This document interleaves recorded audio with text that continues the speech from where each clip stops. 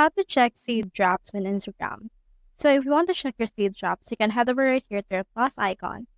And now you can see in here that we have in here our drafts. So you can head over and click on that.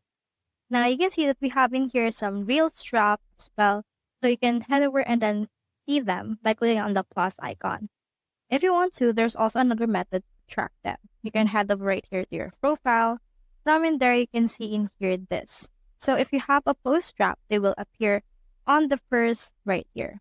If you have a Reels draft, they will appear on the first in here as well, but on the Reels section. If we have an archive draft, they will also appear right here as well if you want to.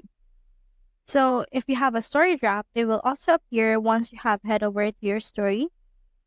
And then when you head over to that, they will also appear right here on this one. So that's how you check saved drafts on Instagram. Hope we helped.